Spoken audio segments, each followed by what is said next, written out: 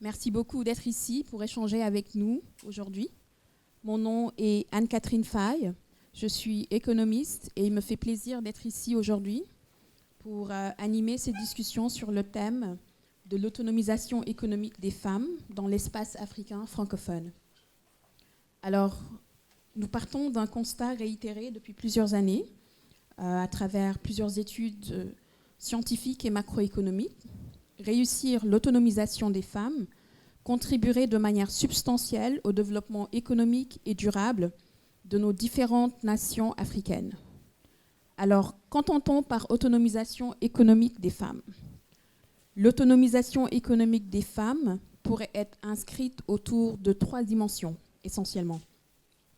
Alors, tout d'abord, il s'agit d'améliorer et d'élargir les opportunités économiques pour les femmes, notamment par l'accès égal à la scolarité, l'accès à plus d'emplois, mais à des emplois de qualité, par l'entrepreneurship dans un climat d'affaires propice qui promeut l'essor et la pérennité d'entreprises dirigées par des femmes. Ensuite, il s'agit de favoriser la participation et l'inclusion des femmes dans des processus décisionnels économiques, notamment par l'implantation de mécanismes incitatifs visant la nomination de femmes dans des postes de décision du secteur public, mais aussi des conseils d'administration, de patronat et d'organisations syndicales. Enfin, les dimensions de l'accès aux opportunités économiques et de l'inclusion dans les processus décisionnels doivent être accompagnées par la dimension de l'amélioration des cadres législatifs pour la protection des droits de la femme. Ensemble, on peut dire que ces 3 dimensions constituent la base de ce que l'autonomisation des femmes est un moteur de croissance économique. Alors, c'est important de noter qu'il y a eu du progrès sur chacune de ces dimensions-là dans différents pays de l'espace africain francophone, de manière inégale, mais quand même positive. Il serait difficile de faire un portrait exhaustif de la situation actuelle et de toutes les actions déjà posées en la matière, dans le temps limité qui nous a imparti surtout aujourd'hui. Alors, notre table ronde vise plutôt à faire un tour d'horizon global sur la présence de la contribution de la femme dans le changement social et la croissance économique en Afrique, et ce, sous divers angles. Nous discuterons notamment des sphères d'activité économique des femmes, de l'éducation, de l'entrepreneuriat féminin dans le secteur informel et de l'influence des femmes dans les instances décisionnelles. Enfin, sur la base de l'expérience riche et vaste de nos panélistes ici présents, nous échangerons sur les mesures incitatives à considérer pour dynamiser davantage la participation des femmes de manière pertinente, efficace et durable dans les processus de développement économique en cours dans plusieurs pays africains. Alors, sans plus tarder, je vais faire place à nos panélistes ici et que je vais présenter individuellement et inviter à prendre la parole. Je vais commencer par Dr Mouna Cherkaoui. Vous êtes professeur en économie ici à l'Université Mohamed V et vous vous êtes intéressé dans vos travaux de recherche à des problématiques de pauvreté et d'inégalité économique. Alors, essentiellement, j'aimerais vous demander d'abord quelles sont les raisons et comment remédier aux inégalités d'accès à l'éducation qui subsistent encore en Afrique. Et ensuite, quel est le rôle du système éducatif dans la promotion d'une meilleure situation économique des femmes, loin de la pauvreté. Voilà.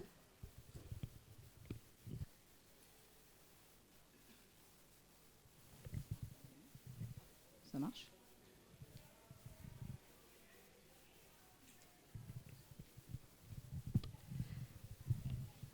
Bonjour, je voudrais vous remercier de me donner la parole et je voudrais commencer par revenir sur la question qui est le sujet finalement de notre réunion aujourd'hui, qui est la question de l'autonomisation des femmes.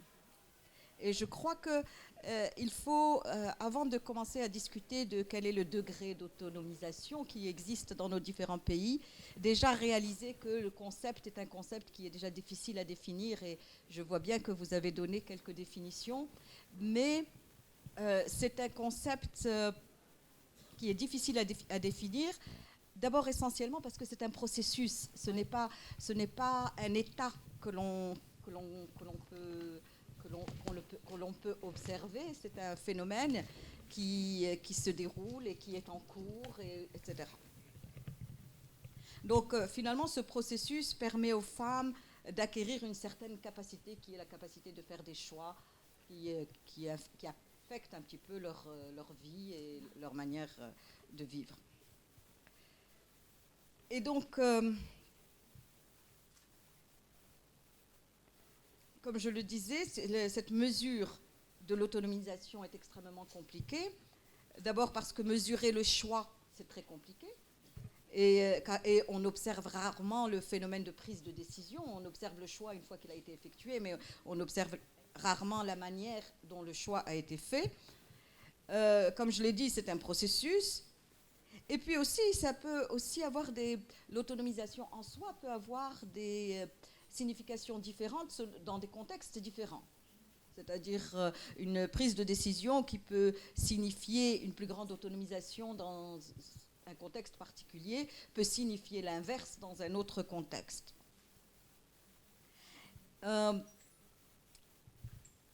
sait, et là je reviens un petit peu à ce dont vous m'avez demandé de parler, on sait comment augmenter l'autonomisation des femmes. On a un certain nombre d'éléments qui nous permettent finalement de dire une femme aura une plus grande autonomisation si elle a plus d'éducation, si elle est mieux formée, si on renforce la confiance qu'elle a en elle-même, si on élargit ses choix, si on élargit l'accès aux ressources et à leur capacité à les contrôler, et si on réduit bien évidemment la discrimination et les inégalités entre les sexes. Donc tous ces phénomènes-là pourraient en contribuer, si vous voulez, à une amélioration de l'autonomisation des femmes. Et lorsque l'on arrive finalement à augmenter cette autonomisation, eh bien, il y a un certain impact. Il y a un certain impact sur la société. Vous avez bien évidemment un meilleur accès des femmes aux ressources et aux opportunités économiques.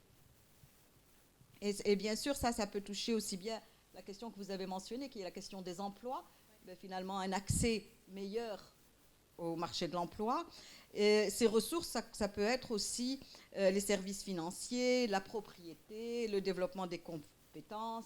L'information en elle-même est un signe finalement d'augmentation de cette autonomisation.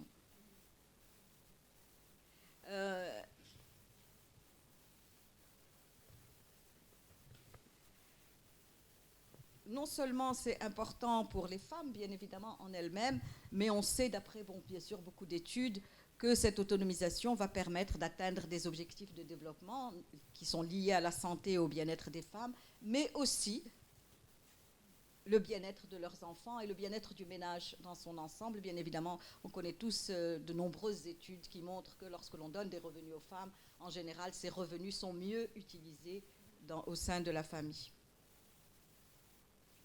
Et ça peut à la fois augmenter le niveau d'éducation des enfants, ça peut aussi augmenter la réduction de la pauvreté parce qu'elles ont peut-être une utilisation différente finalement.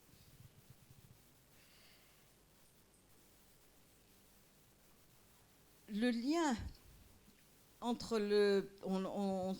on part du principe, très souvent lorsque l'on parle de cette autonomisation des femmes, que finalement l'accès à l'emploi est un signe extrêmement positif de cette autonomisation. Par contre, il faut aussi reconnaître que le lien entre le travail et l'autonomisation des femmes dans différents contextes peut être beaucoup plus complexe qu'on le voit. On considère que des taux de participation finalement au marché de l'emploi sont un signe d'autonomisation plus importante, mais est-ce que c'est considéré comme une amélioration de la situation économique des femmes, l'amélioration de la croissance, mais ce n'est pas toujours, le lien n'est toujours pas aussi direct qu'on peut le penser, parce que un emploi peut être plus ou moins valorisant pour la femme. Vous pouvez avoir un emploi soit dans le secteur formel, soit dans le secteur informel, et en fonction de l'emploi dont vous parlez, eh bien, l'autonomisation qui en résulte n'est pas la même. Et là, je voudrais quand même essayer de répondre un petit peu aux 2 questions que vous m'avez posées.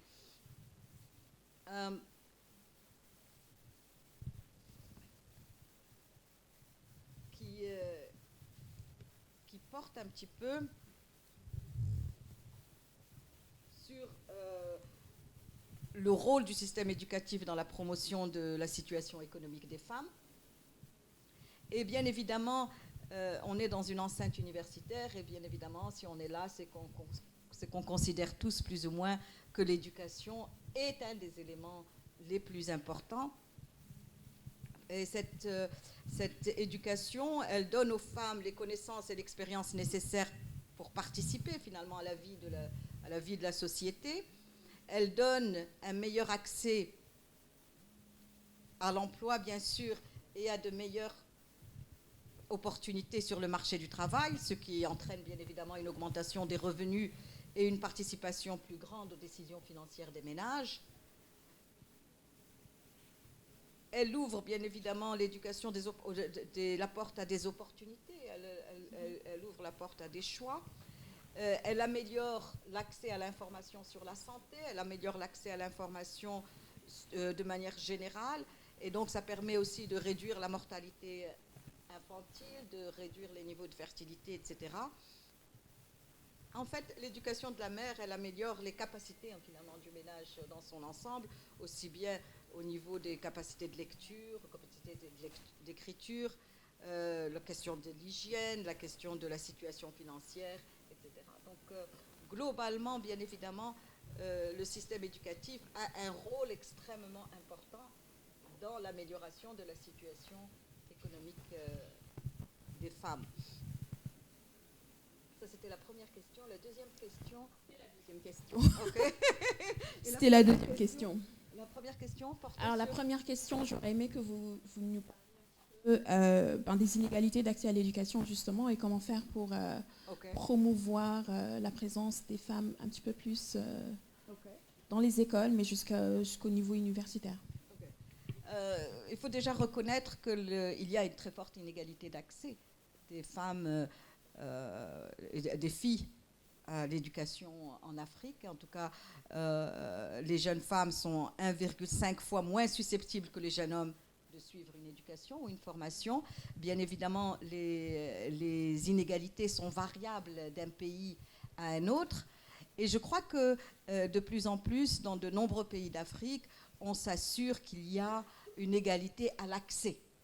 Et une fois mais le problème, ce n'est pas est-ce qu'elles ont commencé une scolarité, c'est finalement jusqu'à quel point elles vont continuer leur scolarité. C'est-à-dire, il ne faut pas regarder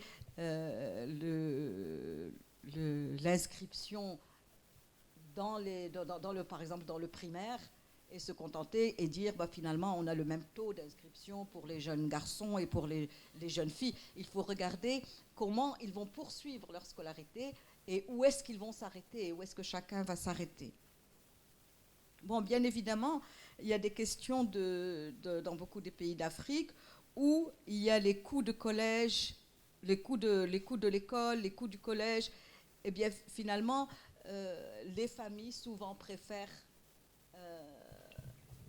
favoriser les garçons par rapport aux filles dans l'accès à l'école lorsque les coûts sont importants. Eh bien, il y a toutes les questions qui ont donné lieu à de très nombreux articles sur la distance qu'il y a, sur les moyens de transport, sur toute une série de choses annexes qui rendent l'éducation des filles plus difficile que celle des garçons. Et il y a bien sûr toutes les questions de la perception de quel est le rôle de la femme, quel est le rôle de l'homme au sein de la famille. Et en général, on considère que le rôle des femmes, c'est d'abord domestique. Les filles doivent être en mesure de participer aux travaux domestiques, alors qu'on n'en attend pas autant des jeunes garçons. Donc, globalement, finalement, il y a toute une manière de faire, et je crois dans beaucoup de pays d'Afrique, et je ne connais pas tous les pays africains un par un, donc je ne veux pas porter de jugement, mais souvent il y a une priorité plus faible qui est donnée à l'éducation des filles par rapport à l'éducation des garçons. Les normes sociales, finalement, favorisent beaucoup les garçons et leur donnent... les normes sociales, finalement, favorisent les garçons et donc leur donnent plus la priorité. Quand on va dans des études un peu plus poussées, eh bien, on se rend compte que les sujets, finalement, les matières qui sont étudiées par les garçons sont des matières plus rémunératrices, disons, que celles qui sont étudiées par les femmes. Alors, très peu de femmes sont inscrites dans les programmes d'ingénierie, de construction, etc., et de nouvelles technologies, etc., que de garçons. Et donc, il y a un biais à la fois qui s'exerce au niveau du primaire, du secondaire, mais aussi du supérieur. Merci beaucoup. Très bien, merci beaucoup. C'est très utile. Nous allons d'ailleurs reparler de cette question-là, non seulement de l'accès à l'éducation, mais de la spécialisation en sciences un petit peu plus, un peu dans quelques minutes avec une de nos panélistes ici. Alors, je vais me tourner maintenant vers Madame Amina Figuihi. Vous êtes la première femme titulaire du diplôme national d'expert comptable ici au Maroc.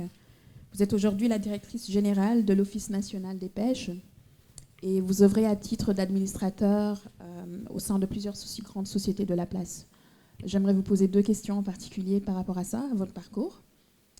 Alors, quel constat faites-vous aujourd'hui sur la représentativité des femmes dans les affaires publiques, notamment au sein d'institutions, à la tête d'institutions nationales comme l'Office national des pêches? Et ensuite, sur la base de votre expérience personnelle, quelles sont les barrières qui se dressent devant les femmes pour intégrer les postes décisionnels du secteur public, notamment pour accroître justement l'influence et leur pouvoir décisionnel à titre d'administrateur, par exemple? Je vous remercie. Donc, le constat en matière d'affaires publiques. Il est vrai que depuis l'adoption de la Constitution en 2011, notamment son article 19, qui prévoit que l'État doit œuvrer à la réalisation de la parité entre les hommes et les femmes. Il y a des avancées importantes qui ont été réalisées, certes, mais ce n'est pas encore suffisant. Parce qu'il y a une différence entre l'égalité réelle et l'égalité formelle. Bien sûr, la Constitution a consacré la parité et l'égalité formelle, mais qu'en est-il de la réalité? Et donc, certes, il y a eu un certain nombre d'efforts qui ont été faits depuis les années 90 pour essayer de propulser la femme et d'encourager l'accès de la femme à des postes de responsabilité ou des postes décisionnels. Mais c'est un processus, il y a du chemin à faire et il y a un long chemin à faire. Le processus est un processus perfectible, continu. Et je veux dire, on sera très vite rattrapé par la réalité parce que je pense qu'en termes d'éducation, les filles ont des niveaux d'instruction de plus en plus importants et donc elles vont s'imposer d'elles-mêmes, notamment dans certains domaines. Maintenant, par rapport à la représentation des femmes au niveau de l'administration, certes, les chiffres de 2018 montrent que 39,7% des fonctionnaires sont des femmes, mais je parle de... Maroc. Oui, au Maroc, bien entendu, mais je parle des fonctionnaires de manière générale, mais plus on augmente dans le niveau hiérarchique, plus ce taux devient faible. Et donc, pour l'analyse du pourcentage des femmes au niveau des postes de responsabilité, il est de 22%. Alors, au sein même de ces 22%, on remarque que la majorité occupe des postes de chef de service parce que Bon, la plupart d'entre nous savent qu'il y a dans l'administration publique le niveau de chef de service, ensuite chef de division, quelquefois chef de département, mais c'est rare, ensuite directeur et secrétaire général.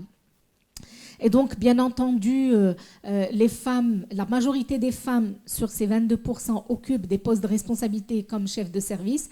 Et plus on monte au niveau hiérarchique, moins ce ratio est important. Alors, bien sûr, est-ce que c'est l'effet plafond de verre? Moi, je dirais oui.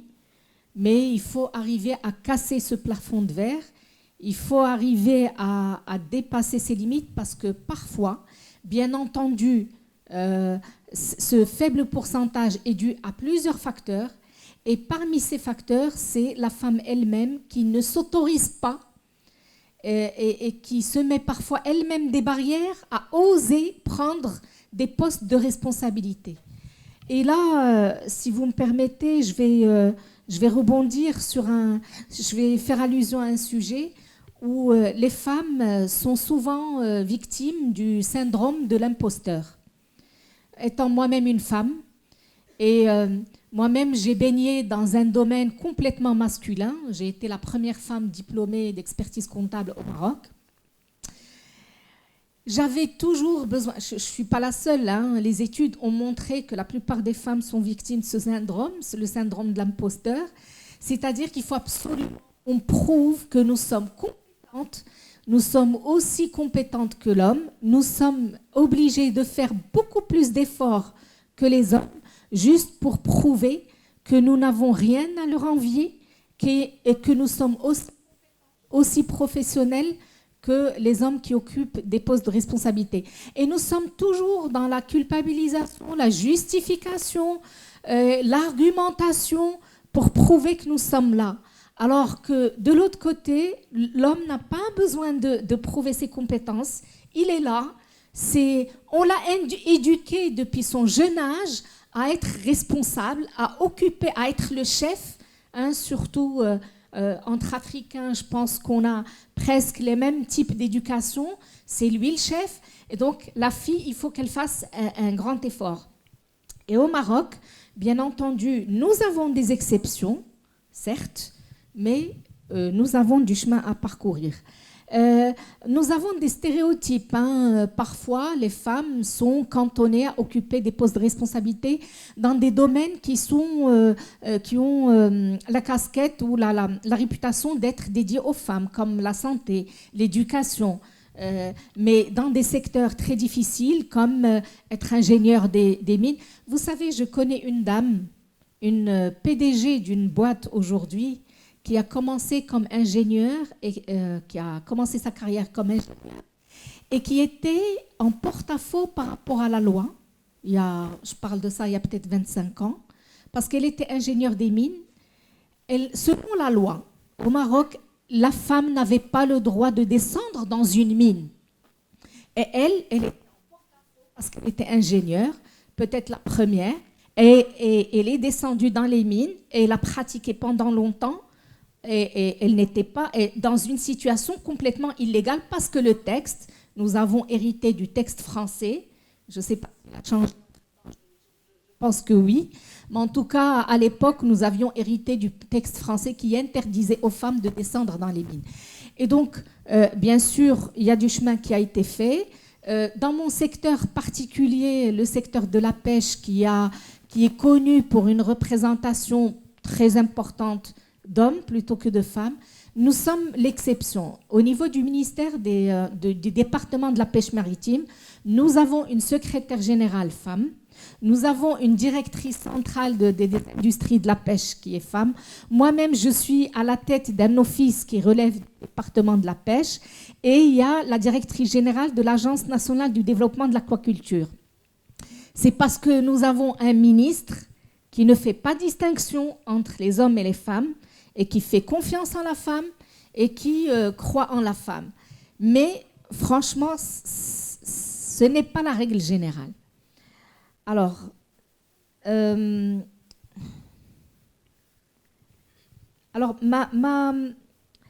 Mon expérience en tant que présidente du club des femmes administrateurs. En 2012, nous étions 5 femmes qui avons pris la décision de constituer le club des femmes administrateurs afin de promouvoir la place de la femme au sein des instances de gouvernance des entreprises publiques et privées. Et donc, nous avons coopté un certain nombre de femmes. Aujourd'hui, nous sommes 62. Mais mine de rien, sur ces 62 femmes, on a fait les statistiques, ça fait pas longtemps, ces 62 femmes disposent de 280 mandats d'administrateurs. Bon, bien sûr, ce n'est pas encore suffisant. Les pourcentages des femmes administrateurs au sein des sociétés cotées, par exemple, est encore très faible. Il est de 15%. En 2012, il était de 9%. Bien sûr, il y a de l'eau qui a coulé sous les ponts depuis, mais ce n'est pas encore suffisant. Donc, notre objectif, c'est d'arriver à plus les femmes pour les encourager à occuper plus de postes décisionnels et bien sûr à faire un plaidoyer auprès des décideurs afin de briser ce plafond de verre. Alors, deuxième question.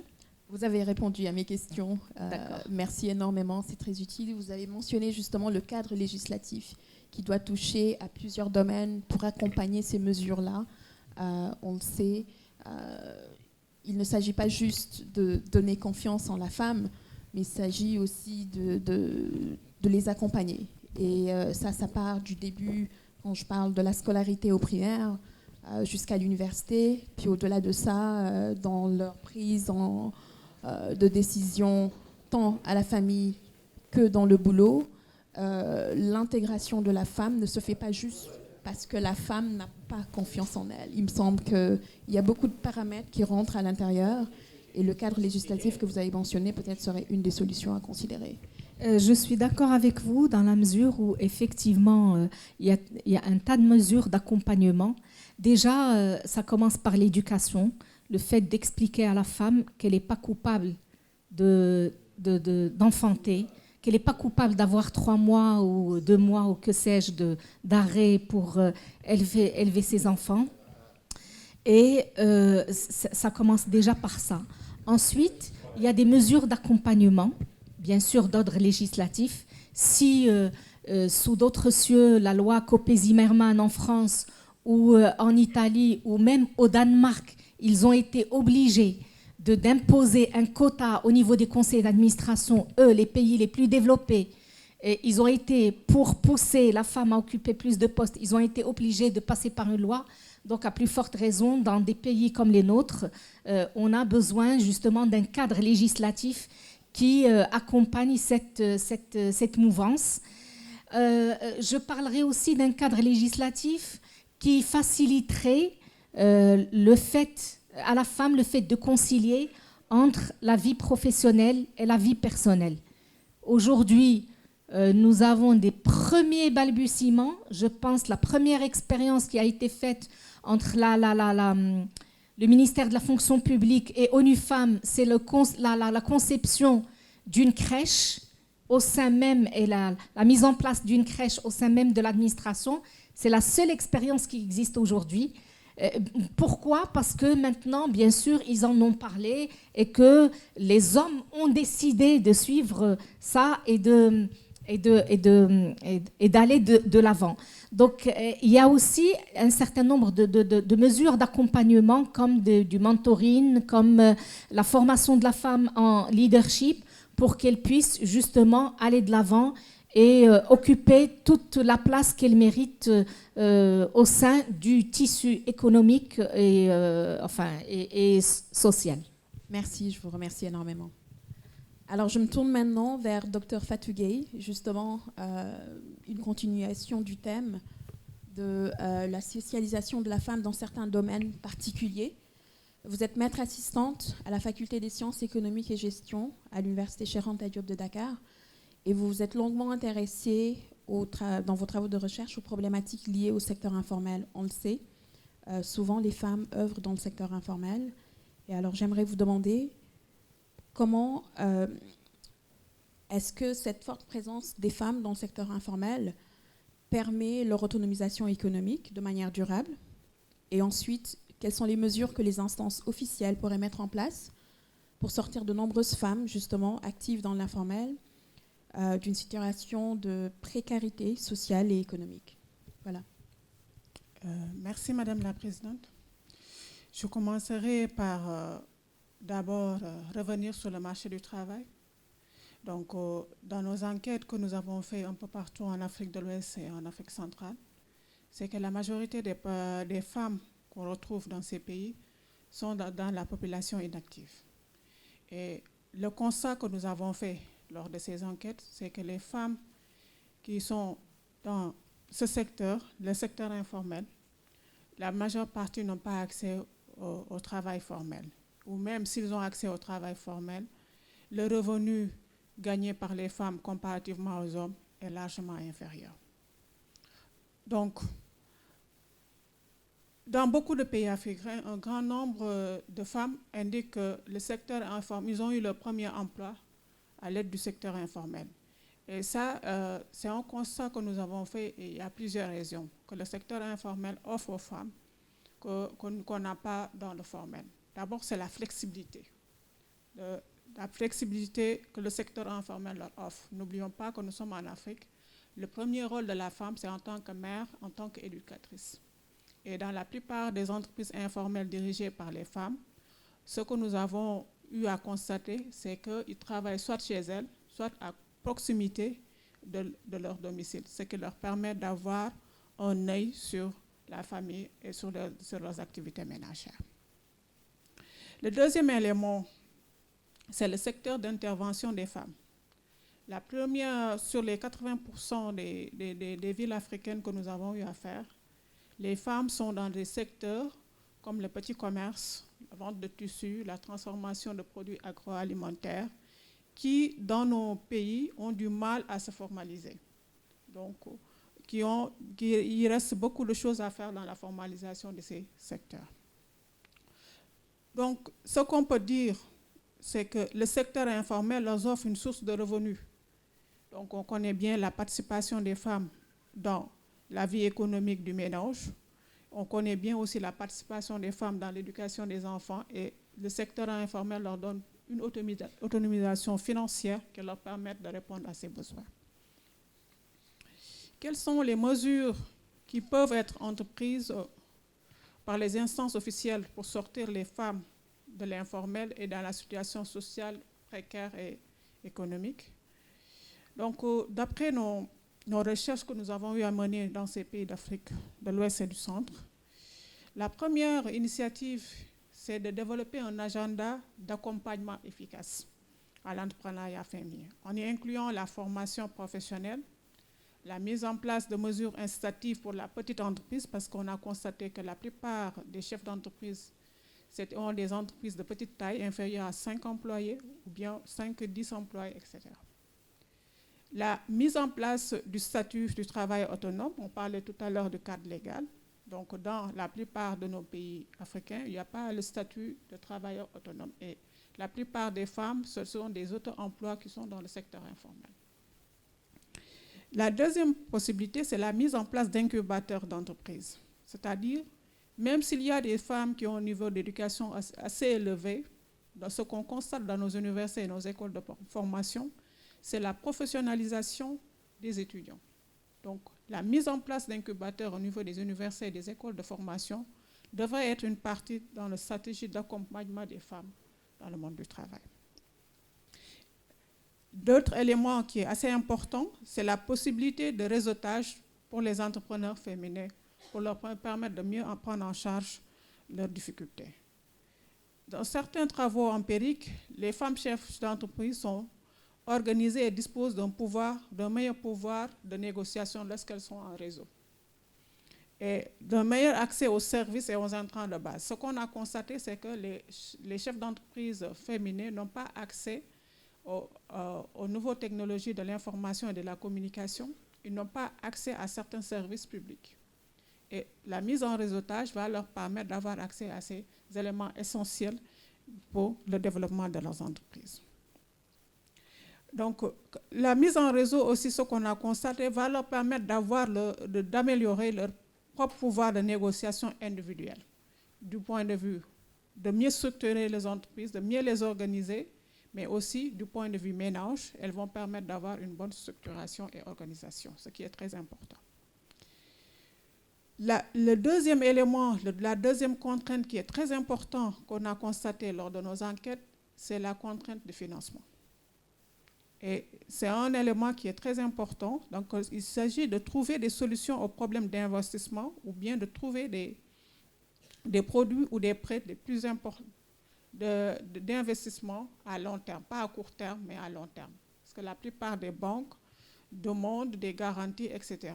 Maintenant, pour que les entreprises féminines puissent survivre à long terme, il faut des prêts à long terme, d'investissement à long terme, non à court terme, avec des taux d'intérêt beaucoup plus réduits. Voilà en quelques mots, Madame la Présidente, ce que je voulais ajouter à cette thématique. Merci beaucoup. Merci énormément. Alors, je vais me tourner maintenant à Madame Blanca Léo. Je vais juste passer le micro, merci. On sait maintenant, on parle des STEAM, des sciences, de la présence des femmes dans les nouvelles technologies. Vous êtes ingénieure en génie civil et enseignante à l'Institut national du bâtiment et des travaux publics à Kinshasa. Vous êtes aussi présidente du Forum des femmes ingénieures BTP au Congo. Vous avez une grande expérience professionnelle et personnelle à titre d'entrepreneur dans les sciences. Quel constat portez-vous sur la représentativité des femmes dans le domaine dit des STEAM, donc sciences, technologies, ingénierie et mathématiques? Ensuite, comment la présence des femmes dans ces carrières, dans des carrières scientifiques telles que la vôtre, pourrait-elle promouvoir leur autonomisation économique? Merci pour la parole. Je suis très honorée et ravie de prendre la parole devant vous. Je vais aller tout de suite aux questions. Pour la première question, je dirais, de façon générale, globale, on constate que les domaines scientifiques, les femmes embrassent de plus en plus les domaines scientifiques, mais je dirais que pour l'ingénierie, la participation est encore très faible. Et particulièrement dans mon pays, la République démocratique du Congo, les femmes hésitent encore beaucoup à embrasser les carrières techniques. Donc, pour cela, je dirais les raisons sont multiples, notamment les indices les plus importants sont les pesanteurs culturelles, comme venaient de les souligner les intervenantes, celles qui ont intervenu avant moi. La culture africaine a plus ou moins, bon, c'est pas seulement africaine, hein, mais comme je parle de l'Afrique et particulièrement de la RDC, elle a plus ou moins scindé la société en deux, en attribuant à chaque genre de rôle précis. Bon, on a estimé que les tâches difficiles, tout ce qui est jugé difficile intellectuellement comme physiquement, ou voire complexe, a été attribué à l'homme, et tout ce qui a été jugé faible, demandant moins d'efforts, des activités sociales, je dirais, ont été attribuées à la femme. Et cela a engendré des stéréotypes, et ces stéréotypes ont comme corollaire ou conséquence, d'une part, une disparition de la motivation de la part des femmes, et d'autre part, une sous-estimation de leurs propres aptitudes. Donc, les femmes ne croient plus en elles, elles ne se sentent pas capables d'embrasser les métiers techniques. Je dirais qu'il y a les parents, les enseignants, donc les familles, le monde éducationnel qui ont une influence particulière sur le choix des carrières des femmes. Donc, eux aussi, de façon consciente ou inconsciente, n'encouragent pas au fait les filles à poursuivre les carrières techniques et voire même les découragent lors de leur choix. Parce que particulièrement, je connais des personnes, des filles, qui ont été découragées à suivre les carrières d'ingénieurs, et c'est beaucoup plus par leur maman. Bizarrement, c'est surtout les femmes qui découragent même les autres femmes à embrasser ces métiers. Ici déjà nous sommes peu représentés, ici déjà nous ne sommes pas trop nombreuses à embrasser ces carrières. Même les femmes, un autre constat est que même les femmes qui finissent par devenir ingénieurs sont difficilement présentes dans le monde professionnel. Parce que ces mêmes pesanteurs culturelles continuent de les poursuivre là où elles vont travailler ou là où dans le monde professionnel, par la méconnaissance parfois de leurs compétences pourtant acquises. Parce que quand on voit une femme ingénieure arriver, dire que non, j'ai fini à l'école d'ingénieur, on commence à se questionner. On s'est dit, mais bon, est-ce qu'elle a vraiment fini? Est-ce qu'elle est compétente? Est-ce que c'est ça? Il y a plein de questions. Il y a un regard particulier de la part de ceux qui vous engagent. Bon, tout ça ne font que décourager même celles qui ont déjà fini par obtenir un diplôme comme leurs collègues masculins.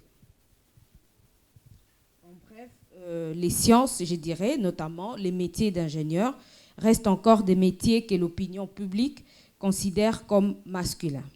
Et puisque les femmes ingénieurs sont peu visibles et parfois absentes pour témoigner de leur parcours, il est donc difficile pour les filles de se projeter dans ces métiers, par manque de modèles.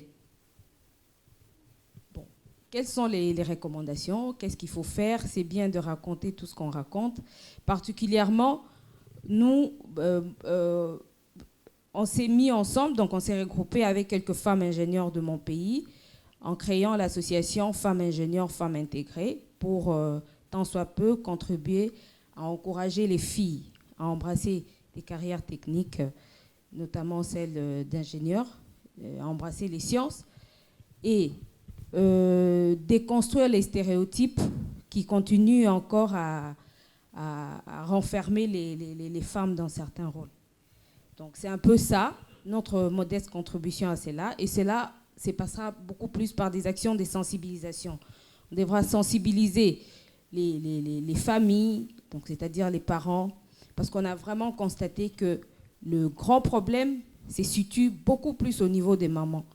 Les mamans africaines, bon, notamment les mamans de mon pays, découragent beaucoup les filles qui veulent embrasser les carrières d'ingénieurs. Donc il est tout aussi important de faire comprendre aux mamans que leurs enfants ont des aptitudes, elles ont les potentiels, de leur laisser libres de développer leur potentiel. Et puisqu'il ne s'agit pas que de parents, donc on va aller au niveau du monde éducationnel pour sensibiliser les enseignants, parce qu'il y a ces stéréotypes sont véhiculés de manière consciente ou inconsciente, parfois par des manuels scolaires, parfois par des petites actions, parce qu'il y a des tâches, par exemple, à l'école qu'on ne peut donner qu'aux filles. Bon, par exemple, dit balayer, bon, il faut une fille. Faire du café, il faut une fille. Bon, quand c'est autre chose, on choisit l'homme. Bon, c'est un peu ça, des petits trucs comme ça. Et on va jusqu'au niveau, dans le monde professionnel et même au niveau universitaire pour encourager la femme elle-même. Parce qu'il ne suffit pas de dire que je suis femme, il y a de l'injustice, mais il faut sortir du lot.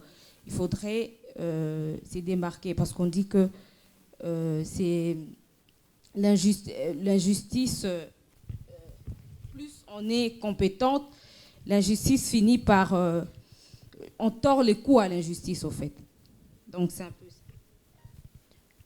Merci énormément.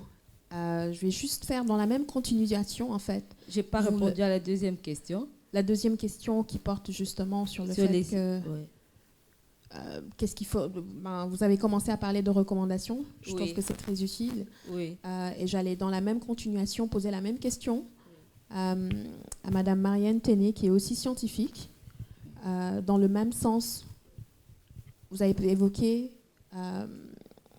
justement le facteur qu'il faudrait peut-être réseauter davantage. On l'a mentionné quand on a parlé du secteur informel. Vous l'avez mentionné tout à l'heure en parlant des administrateurs de société. Vous l'avez mentionné encore quand il s'agit des ingénieurs.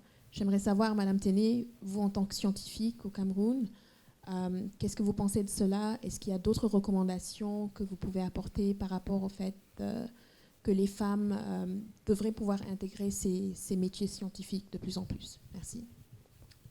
Merci, Madame la modératrice, de me passer la parole. La question ou l'importance ou encore le rôle de la maman pour encourager la jeune fille à aller dans le milieu scientifique est essentiel. Et je voudrais un peu ramener à compte au courant avec le cas de la RDC. Moi, je suis maman de 5 enfants, dont 4 filles, et mon aînée elle fait la physique à l'université. Donc, je l'encourage énormément. Mais la question du modèle, pour moi, c'est la question phare, parce que qu'on mette les moyens à la disposition de la jeune fille ou de la femme, qu'on lui donne, qu'on lui explique ce qu'il faut faire, ce n'est pas suffisant, parce que c'est lorsqu'on voit qu'on apprend et qu'on intègre. C'est lorsqu'on voit qu'on arrive à se projeter. Parce que sinon, le reste devient de la théorie.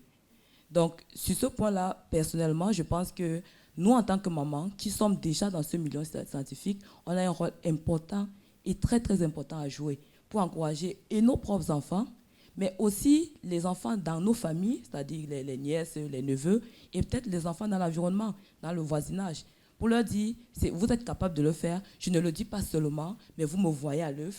Maman a voyagé parce qu'elle va à une conférence, maman est en train de faire une présentation dans son ministère, maman fait ceci, maman fait cela, mais ça ne lui empêche pas d'être maman en même temps. Donc là, c'est vraiment une question essentielle parce que lorsqu'on a une bonne conception de ce qu'on veut faire dans son esprit, lorsqu'on est bien dans son esprit, on peut, même le ciel ne constitue pas une limite pour soi. Donc c'est ce que je peux donner comme élément de contribution. Et malheureusement, même nous-mêmes les femmes scientifiques, nous sommes souvent complexées parce que quand bien même on arrive à avancer jusqu'à un certain niveau, il y a un certain blocage. Et quand vous regardez par exemple les statistiques, lorsque on a par exemple des enseignants, chercheurs qui sont recrutés, plus vous montez en grade, moins vous trouvez des femmes. Et puis on pose la question, mais qu'est-ce qui se passe? Parfois on a du mal à comprendre ce qui se passe. Peut-être parce qu'elles-mêmes ne se projettent pas suffisamment loin.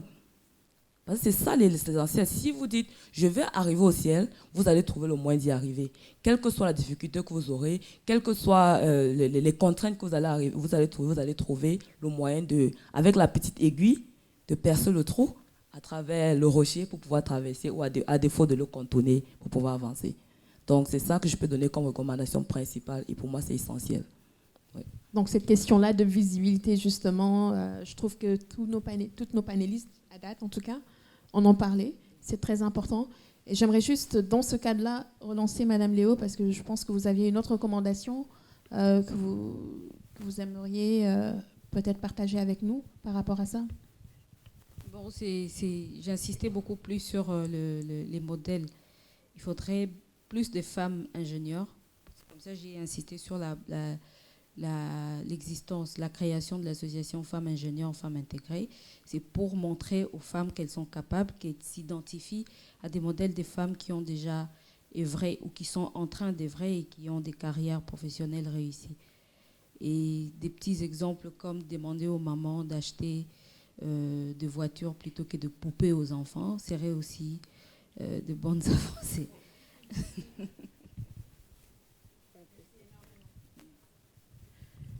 Merci. Je pense qu'on a fait le tour à titre de panéliste ici pour discuter des différents sujets. Vous voulez rajouter un petit point? Au niveau de l'éducation, cette éducation différenciée, c'est également important parce que lorsque nous, les mamans, parce que la clé finalement, moi je pense que ça reste la maman, c'est nous qui nous plaignons des inégalités, mais c'est nous qui renforçons cela au niveau de l'éducation de nos enfants.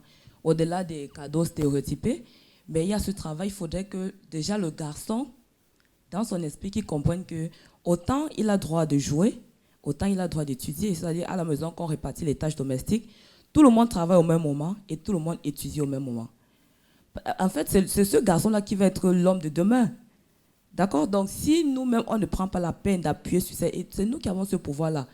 Quoi qu'on dise, si on arrive déjà à inculquer cela dans l'esprit du garçon, que en fait, ce qui est important, c'est l'humanité. Ce n'est pas le sexe, ce n'est pas d'abord le fait d'être une fille ou un garçon qui doit être important, mais c'est qu'en tant qu'être humain, on a certains besoins, on a certains rêves, on a certains objectifs, on a certaines projections. Dès qu'on arrive à déclencher cette clé-là, ça devient essentiel. Et c'est pour ça que j'étais d'accord avec le professeur tout à l'heure lorsqu'elle a parlé d'un processus. C'est-à-dire que pendant qu'on essaie de résoudre le problème ponctuellement, on essaie aussi de voir comment, dans la durée, on peut trouver des solutions durables qui permettent à terme, sur 10 ans, 15 ans, c'est-à-dire à l'échelle d'une nouvelle génération, que les choses puissent s'inverser de manière considérable. Et pour cela, nous avons la clé en main en tant que femmes. Merci. Je suis très d'accord avec vous, absolument. C'est une responsabilité partagée, pas seulement des femmes, mais aussi des hommes. Et là, on va se tourner vers vous, Monsieur Flaubert Mbicom. Vous êtes économiste au Centre de recherche de développement international du Canada, qui est basé à Dakar. Vous avez entendu nos panélistes discuter de différents sujets, justement, sur la présence et la participation de la femme dans l'activité économique, mais aussi sur les raisons et les barrières auxquelles elles s'affrontent pour justement promouvoir leur autonomisation économique. Quels sont vos commentaires, vos regards à titre d'homme par rapport à tout cela? Merci Madame la modératrice. Juste un petit rectificatif. Le CRDI, nous sommes basés au Canada, nous avons des bureaux régionaux. Et donc je suis basé dans le bureau de Dakar, voilà. C'est cela. Et donc dans le cadre de notre programmation, nous avons un axe de travail que nous avons appelé économie inclusive, où l'enjeu précisément c'est de s'assurer que la croissance économique finalement bénéficie à tout le monde, que tout le monde a l'opportunité de contribuer au processus de création de la richesse. Et les commentaires que je voudrais faire par rapport aux interventions des panélistes s'inspirent en fait des résultats de plusieurs générations de projets que nous avons développés, des projets de recherche, et puis les résultats qui en ressortent. Le premier commentaire porte sur le fait que la population féminine, les femmes, c'est un groupe hétérogène. Et je pense que cela ressort assez bien sur ce panel. Les difficultés auxquelles les femmes ingénieurs sont confrontées, les difficultés auxquelles la femme enseignante est confrontée, ne sont pas nécessairement les mêmes difficultés que la femme illettrée va rencontrer, du moins pour ce qui est du marché du travail. Donc un premier enseignement que nous avons tiré, c'est la nécessité de ne pas avoir de solution générale, d'approche globale. Parce qu'il y a des spécificités qu'il faut prendre en compte et puis penser à des solutions qui sont appropriées dans chaque contexte et dans chaque situation. Et un exemple concret, c'est de dire la femme qui est confrontée au fameux plafond de verre, elle a un bon niveau d'éducation, elle a une bonne carrière, elle a un bon poste, elle aspire à davantage. Mais il y a déjà des femmes qui ont une éducation et qui n'arrivent pas à trouver un emploi formel.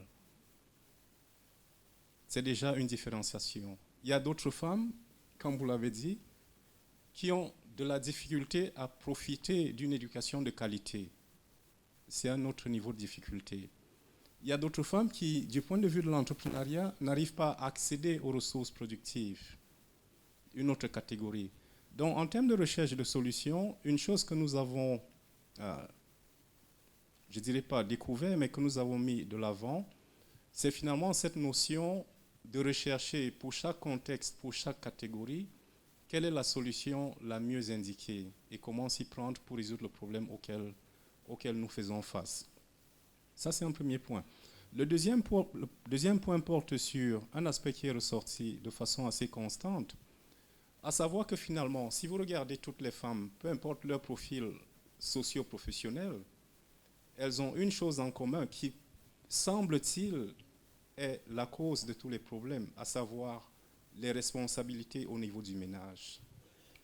Si vous prenez madame qui est professeure à l'université, elle va se lever peut-être à 4 heures pour préparer ses enseignements, aller enseigner, faire des corrections, recevoir des étudiants toute la journée. Peut-être elle va finir sa journée de travail à 22 heures. Puis elle va arriver à la maison, son mari ne veut pas manger le repas qui est cuisiné par une femme de ménage. Donc il faut qu'elle aille à la cuisine faire à manger. Après cela, il faut qu'elle s'occupe des enfants, leur donner le bain pour les mettre au lit. Conséquence, elle va se coucher peut-être à 4 heures du matin pour se lever à 5 heures. Donc, lorsqu'elle va arriver sur le campus, peut-être son recteur va lui dire « Ah, mais madame, vous n'êtes pas assez productive. Vous ne travaillez pas aussi fort que vos collègues masculins. » Ce n'est pas qu'elle n'est pas compétente. Elle est très compétente. Mais au niveau de la charge qu'elle doit assumer au niveau du ménage, cette charge a une répercussion sur sa productivité, sur sa capacité à contribuer à la hauteur de son potentiel. Donc, ce que nous sommes en train de regarder d'un peu plus près, c'est cette interaction entre la dynamique au niveau du ménage et ce que nous observons au niveau de l'économie. Comment est-ce qu'on réussit à mieux comprendre cette dynamique interne du ménage et comment est-ce qu'on réussit à changer cette dynamique, en particulier en impliquant les hommes. Oui, vous avez dit que c'est la responsabilité des femmes en tant que maman de sensibiliser leurs jeunes garçons, de sensibiliser leurs jeunes filles. Mais j'ai envie de me poser la question, pourquoi ce serait plus la responsabilité de la maman? Peut-être qu'il est justement temps de faire comprendre aux hommes qu'ils ont un rôle tout aussi important à jouer dans l'éducation de ces enfants-là. Et c'est pourquoi, si vous placez dans le contexte du Canada, lorsqu'on parle, à une époque on parlait de congé maternité, c'était basé sur cette notion que, mais c'est la femme qui doit s'occuper des enfants, donc c'est elle qui a besoin de congé. Mais non. Au niveau du Canada, on reconnaît que cette responsabilité est partagée. Donc du coup, on parle de congés parentaux. Donc moi, en tant qu'homme, j'ai autant besoin de congé parental précisément pour aller aider au niveau du ménage, pour aller soulager ma femme. Si à deux, nous avons droit à 12 mois, nous prenons 6 mois au même moment afin qu'elle puisse se reposer pendant que je fais la vaisselle, pendant que je fais le ménage. Et le petit garçon, il voit cela, il enregistre. Donc nous sommes dans cette logique de comprendre ce qu'il faut pour changer véritablement ce qui se passe au niveau du ménage, ce qui se passe au niveau des communautés, afin que ce qu'on observe sur le marché soit meilleur. Donc voilà très très brièvement ce que je peux partager avec vous là-dessus, mais s'il y a des questions, ça nous permettra peut-être d'élaborer davantage. Merci. Très bien, merci énormément. Je pense qu'on a quelques minutes pour quelques questions du public. Questions? Oui, monsieur?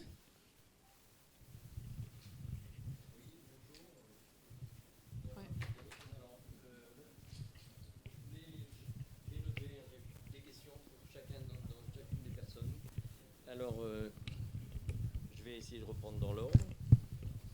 Donc, la première intervenante a évoqué donc, des questions de coûts, de financement, notamment de l'environnement, etc. Mais ça a été repris plusieurs fois.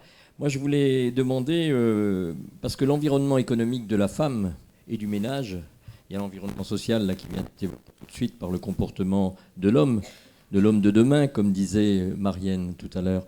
Moi, je fais partie en France de ceux qui étaient un peu les hommes de demain, parce que je suis de la génération des 68 arts, d'accord? Donc, j'ai su ce que c'était que langer le bébé et tout ça, j'ai pratiqué, je m'en porte pas plus mal aujourd'hui.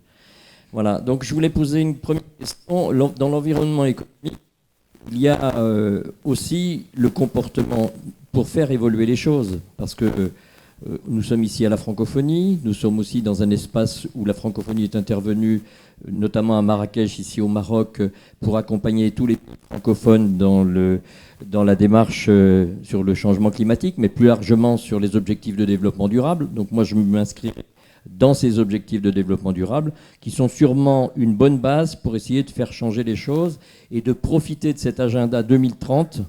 Nous avons encore 10 ans. Nous avons l'agenda 21 qui est l'agenda du siècle, mais l'agenda 2030 comporte un certain nombre de choses qui concernent la femme, qui concernent l'environnement, qui concernent toutes les choses que nous allons évoquer pendant ces 3 jours. Donc, première chose, il se trouve que les financements qui arrivent par la francophonie, par l'Europe, par ailleurs, eh bien, privilégient des actions venant d'en haut, des choix qui sont faits pas par les pays, pas par les terrains. Et je vais vous donner un exemple très concret d'une association qui soutenait des enfants pour l'écolage, pour aller à l'école, pour aller en 5e, pour aller en fin de collège et pour aller même à l'université. Eh bien, faute d'avoir des financements pour financer une pompe pour faire de la production agricole et permettre à des gens qui s'occupent, et souvent des femmes d'ailleurs, qui ont pris la tête d'ONG et qui voudraient essayer d'aider et d'accompagner les enfants à l'école et qu'il y a un petit changement là-dessus, eh bien, faute d'avoir un financement de 1 000 € pour faire une pompe, pour mettre une pompe qui accroîtrait, qui permettrait d'accroître la production et cher par exemple, et donc de faire des rentrées que les pays eux-mêmes se prennent en charge, eh bien, on n'y arrive pas. On envoie beaucoup d'argent, mais il est ciblé de telle manière, les choix sont faits par les pays du Nord et non pas par les pays du Sud. Donc et quand on va à la recherche localement de financement, je vais parler du microcrédit. J'ai participé, j'ai vu, j'ai accompagné des groupes de microcrédit au Bénin. Eh bien, quelquefois, quelle fabuleuse arnaque.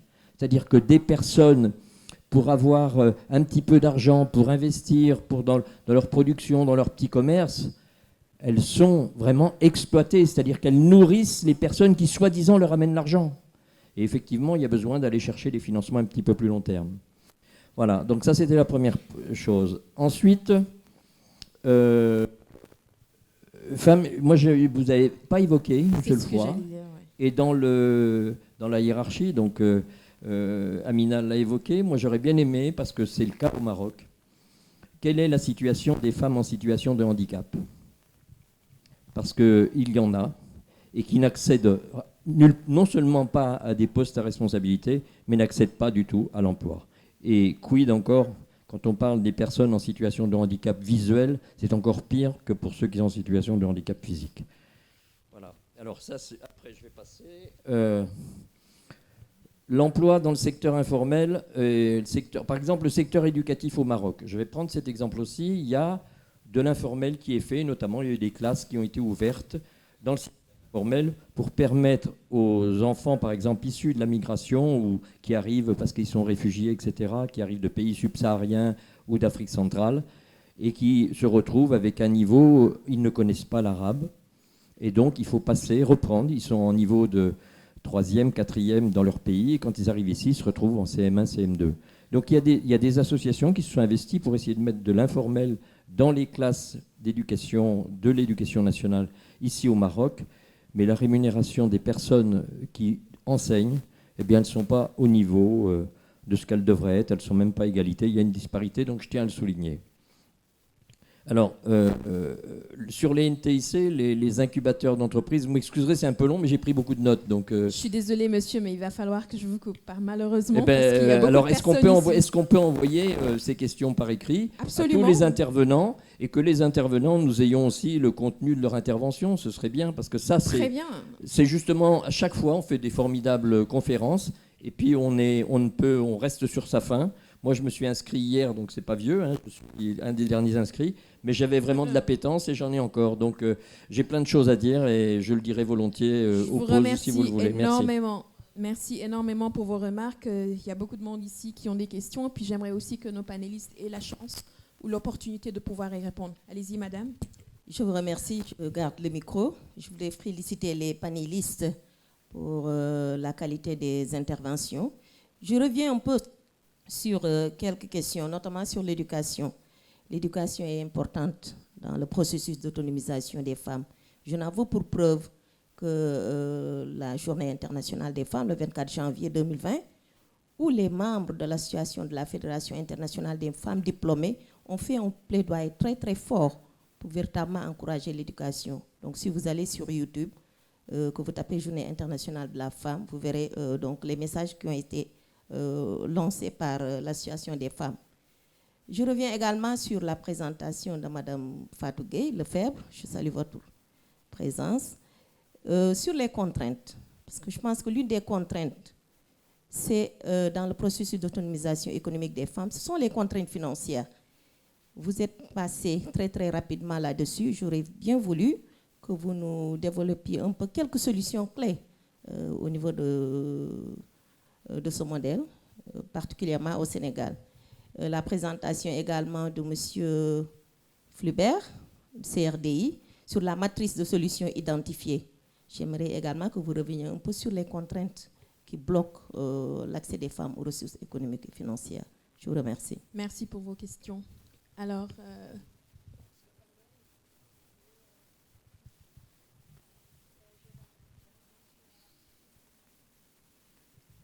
Merci, Madame la Présidente. Je vois qu'il y a beaucoup de questions assez intéressantes qui ont été posées. Bon, je vais commencer par les femmes en situation de handicap. C'est un problème que nous avons. Ce n'est pas uniquement pour les femmes, mais sur le Code du travail, si je prends le Code du travail au niveau du Sénégal. Il n'y a pas des... si je prends le Sénégal, parce que c'est celui que je travaille tout dernièrement sur le Code du travail du Sénégal, la situation des personnes de handicap. Le Code du travail n'a pas prévu les conditions pour le travail des personnes en situation d'handicap. Donc ils sont en train de rénover, mais est-ce que la rénovation va quelque chose essentiel qu'il faudrait résoudre, c'est ce qu'on parle. Donc, deuxième chose, la notion d'éducation au niveau des femmes. Moi, je donne dans l'enseignement supérieur. On dit 100 enseignants, par exemple, la faculté des sciences économiques et de gestion. On n'est que 12 femmes dans cette faculté. Nous, en tant que femmes,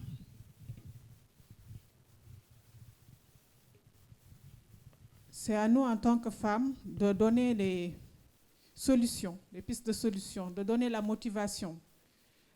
Monsieur Flaubert l'a dit tout à l'heure, c'est très, très, très difficile d'allier la profession et le ménage. C'est très difficile. Des fois, il faut faire des sacrifices pour avancer. Surtout, je prends l'enseignement supérieur. Si une femme doit se présenter au concours d'agrégation, il y a beaucoup de sacrifices derrière pour aller au concours. Il y a beaucoup de sacrifices derrière pour faire des publications et de publier et de participer à des conférences, etc., etc. Donc, c'est des sacrifices qu'il faut faire pour montrer le chemin aux autres qui doivent venir.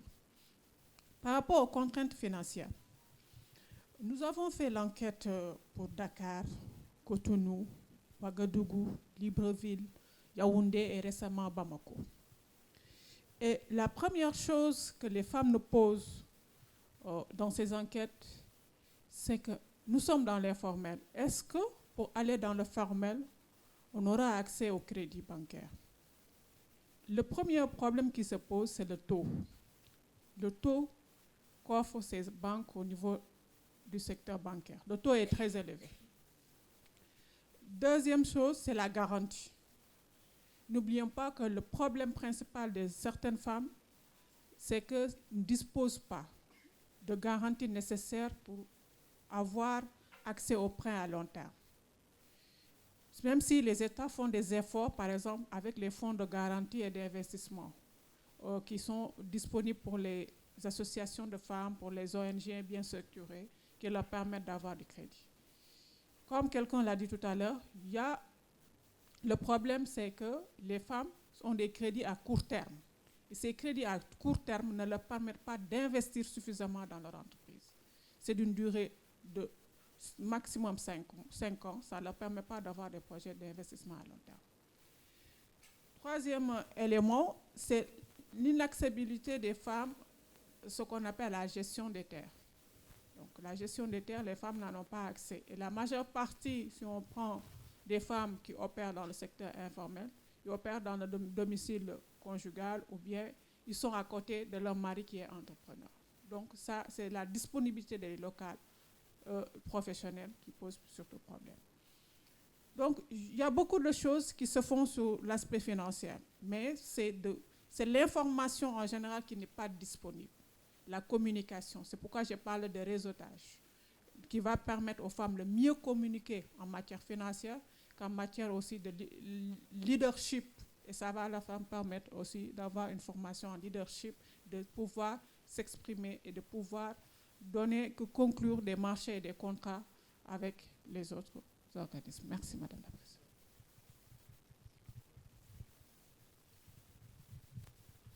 Présidente. Donc, vous avez demandé quelle est la matrice de solutions qui a été identifiée. Comme j'ai dit, nous n'allons pas donner une solution générale, globale. Donc, ce qu'il faut, c'est spécifier quelle est la catégorie de femmes en difficulté, et cela permet d'avoir des solutions spécifiques pour cette catégorie-là. Si je prends un exemple celui des femmes ingénieures. Ce qui est observé, c'est que même lorsqu'elles réussissent à s'insérer dans la profession, autour de 40 ans, la profession a tendance à les évincer lorsqu'elles vont commencer une famille, s'occuper de leurs enfants.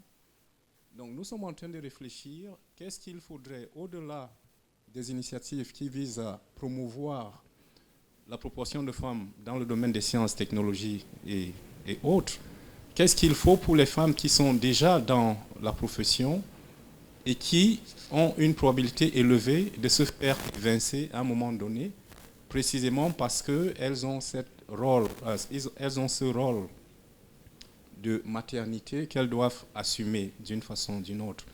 Donc c'est une question de contrat social. La société doit reconnaître la contribution qu'elles apportent à travers la procréation et mettre en place des mécanismes qui permettent à ces femmes-là de vivre leurs ambitions, de vivre leurs rêves, d'être ingénieurs, tout en étant maman.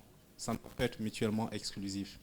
Si vous parlez maintenant des femmes entrepreneurs, quelques-unes des idées qui ressortent des travaux que nous finançons, c'est une fois de plus cette notion de mieux comprendre quels sont les besoins des femmes auxquelles on s'intéresse. Un exemple simple, c'est de dire, si vous vous intéressez à des femmes dont le chiffre d'affaires est inférieur à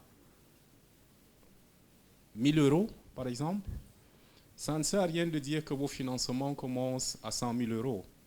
Donc il s'agit de développer des outils de financement qui répondent aux besoins de cette catégorie de femmes entrepreneurs.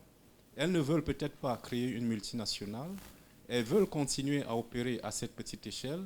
Elles ne sont peut-être pas intéressées par la formalisation, mais ce qu'on sait, c'est qu'elles sont impliquées dans des chaînes de valeur qui peuvent être utilisées pour canaliser le financement vers elles.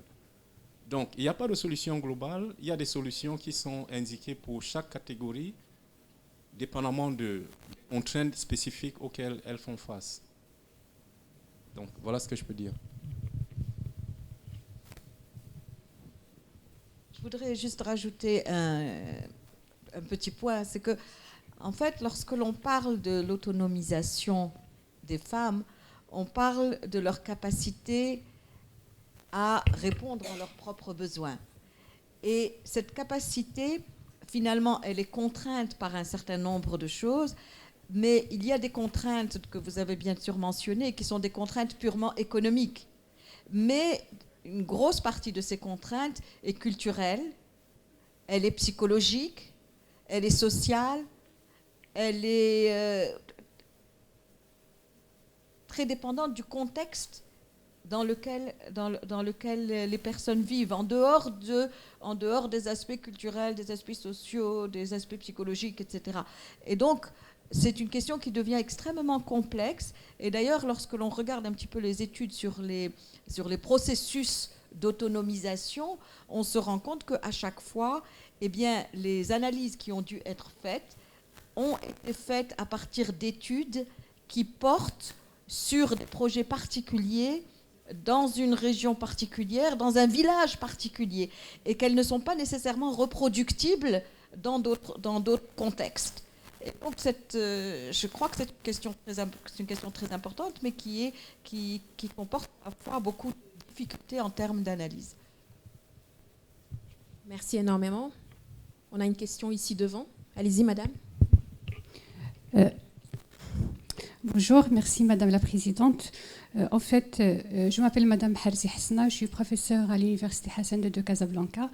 J'ai plein de rebondissements, mais je ne vais pas m'arrêter. Donc, je préfère, si vous me permettez, répondre à une question de monsieur par rapport aux personnes en situation de handicap, parce que c'est une catégorie dont on ne parle pas beaucoup. Vous avez parlé des personnes en situation de handicap et vous avez parlé des déficients visuels en particulier. Je suis professeure bénévole au Centre de solidarité co-créé entre le Club Lions Unité, Casa Unité et la Faculté des sciences juridiques, économiques et sociales. Et justement, on assure un accompagnement aux déficients visuels pour améliorer leur employabilité. Donc, avant de parler de l'employabilité des déficients visuels, il faut parler d'abord de l'accès à l'éducation. Donc les diffusions visuelles et surtout les personnes aveugles, ils suivent leurs études dans des établissements de l'Organisation pour la protection des aveugles au Maroc, l'OAPAM. Sachez que les OAPAM n'existent pas partout, ils ne sont pas comme les écoles, toutes les autres écoles. Ils existent dans certaines villes et l'internat, il n'est que pour les garçons. D'accord. Donc si je suis une fille aveugle de Tsaounet, je n'ai pas accès à l'OAPAM. Donc, mon frère qui est aveugle, il peut aller suivre ses études. Donc, d'abord, voilà la première inégalité. Donc, pour l'accès déjà à l'éducation. Donc, c'est pour ça qu'on les retrouve après. La deuxième inégalité, c'est que les enfants qui suivent leurs études à l'OAPAM n'ont pas de choix pour choisir la filière. Il est obligé de faire des études en littérature. Je veux faire des études en sciences, je n'ai pas le droit de faire des études en sciences. On a dans le centre dans lequel je travaille, on a eu des lauréats, ils ont des licences, etc. Ils n'étaient pas tout le temps aveugles, ils avaient un bac par exemple scientifique, ou bien il y a l'acuité visuelle qui s'est détériorée suite à la maladie, etc. On a eu des étudiants qui ont un bac scientifique, ils ont voulu s'inscrire à la faculté des sciences, on leur a dit non, on ne peut pas vous prendre, ils ne peuvent pas faire des études dans les facultés scientifiques, ils ne peuvent pas faire des études dans les écoles d'ingénieurs. Donc, du coup, on les oblige, on les cantonne. D'ailleurs, on les trouve dans les facultés des lettres, dans les facultés des sciences juridiques, économiques et sociales. Ils ne font que des études en droit, même pas. Ils ne peuvent pas faire des études en économie. Donc, j'espère, je voulais apporter ça. Et juste tout à l'heure, vous avez parlé de l'interdiction des femmes pour le travail souterrain des mines. Ça, c'est dans la convention de l'Organisation internationale du travail. Donc, et on l'a aussi. Donc, c'est pour protéger la femme, mais jusqu'à quand on va protéger la femme? Et je laisse la question ouverte. C'est une très belle remarque. Merci énormément. Peut-être une dernière question.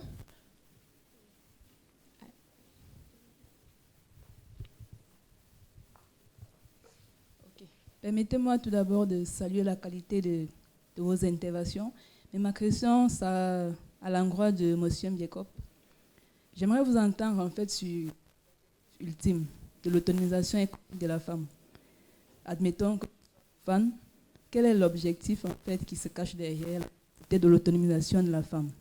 Et après cette question, j'aimerais savoir, est-ce que la question, le concept, de rémunération du travail domestique, qui est de plus en plus remis en avant, peut être également un élément clé de l'autonomisation économique de la femme. Merci.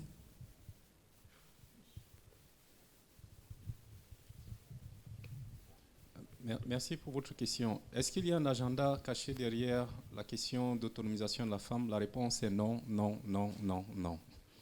Et je pense que c'est un peu le point que tous les panélistes ont défendu ici. La réalité, elle est simple. Et je pense qu'en tant que chercheur, c'est ce que vous êtes en train d'essayer de faire. Vous êtes en train de contribuer à renforcer la base d'évidence pour montrer les bénéfices de l'égalité homme-femme et de l'autonomisation de la femme. De plus en plus, ce qu'on sait, c'est que c'est probablement le meilleur moyen pour accélérer la croissance économique. Mais comme on sait que le tout n'est pas d'avoir un taux de croissance à 2 chiffres, mais aussi de réduire les inégalités, c'est aussi une question de réduction des inégalités. On peut avoir un taux de croissance à 2 chiffres, mais si les femmes, qui très souvent représentent minimum 50% de la population, n'en bénéficient pas, nous avons un problème. Donc, comment faire avancer cet agenda sur l'accélération de la croissance et en même temps la réduction des inégalités de toutes sortes? Un bon vecteur, c'est à travers l'autonomisation de la femme. Et comme l'a dit Madame, ce que nous savons déjà très bien, c'est qu'une femme qui économiquement est autonome et a un pouvoir de décision sur ses ressources, elle a tendance à faire des investissements plus stratégiques, que ce soit du point de vue du bien-être du ménage ou que ce soit du point de vue de la société. Et un bon exemple est donné par le cas des entreprises solidaires, les entreprises sociales. Très souvent, ces entreprises sont portées par des femmes. Pourquoi? Parce qu'elles essaient de faire une différence dans la communauté sur la base de ce qu'elles voient et sur la base de ce qu'elles savent être leur potentiel.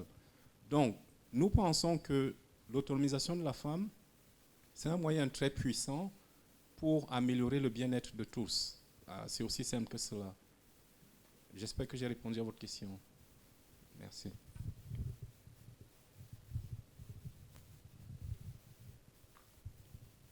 Merci. Je pense que quand on s'est réunis ici pour parler d'autonomisation économique, c'était à la base parce que chacune et chacun d'entre nous ici croit au fait qu'à travers cette autonomisation-là, il y a un bien-être social qui est à gagner. Mais comme vous l'avez mentionné tout à l'heure, Madame Amina Figui, vous avez parlé justement des retombées qui peuvent aller au-delà du bien-être économique. On parle de l'éducation future des enfants, des petits-enfants, de la santé maternelle, infantile. On parle aussi de la portée de certaines politiques publiques parce que lorsque les femmes sont beaucoup plus autonomes, elles ont les moyens de pouvoir mettre en œuvre certaines pratiques, mais qui vont bénéficier à tout le monde. Alors ça, je pense qu'on est tous d'accord là-dessus. On est dans les temps. Je ne sais pas s'il y a d'autres questions. Je sais que vous aimeriez une dernière question ici.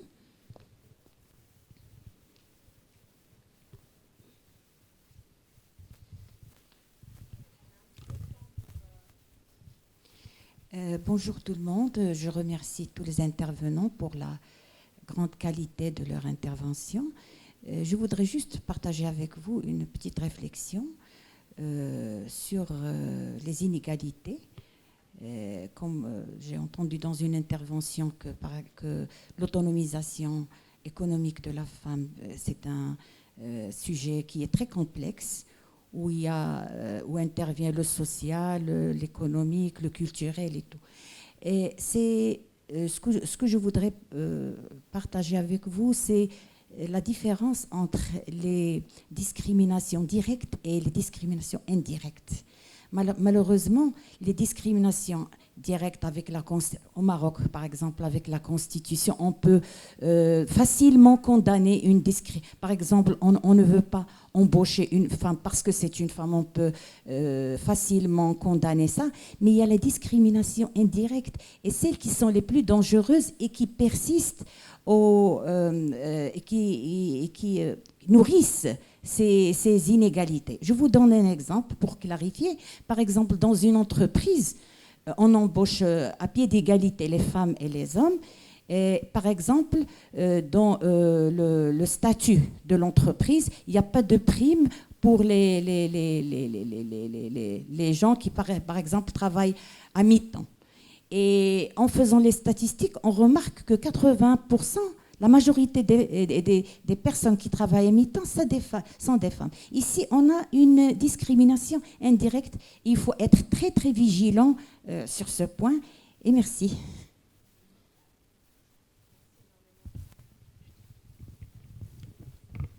Alors, une toute dernière question avant de clôturer notre discussion, au fond, complètement.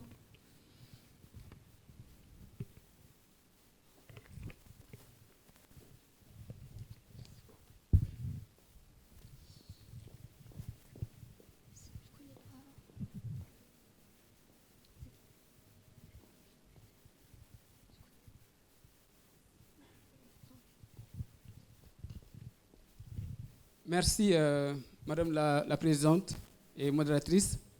Je voudrais juste revenir sur ce qu'elle disait par rapport à l'utilisation du temps. Quand on parlait des travaux domestiques, je pense que c'était une question posée à M. Flaubert.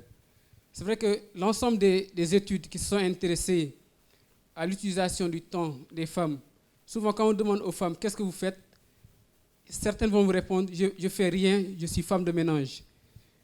Alors que si on arrivait à comptabiliser tout ce qu'elle fait en tant que femme de ménage, les études ont montré qu'on allait s'apercevoir qu'elles font beaucoup de choses qui n'est pas comptabilisé sur le plan économique.